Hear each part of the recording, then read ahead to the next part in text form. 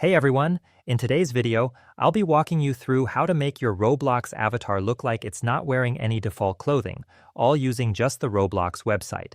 Let's get started by opening up your internet browser and heading over to roblox.com. Make sure you're logged into your account. Once you're in, look to the side menu and click on Avatar.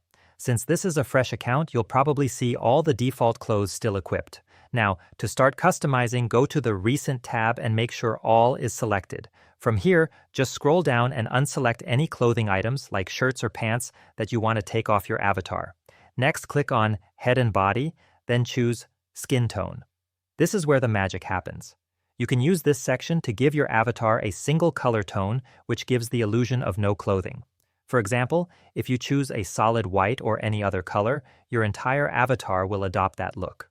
Want more control? Just click Advanced, and you'll be able to change the color of each individual body part, arms, legs, torso, and so on. Once you're happy with the colors, click Done, and you're all set.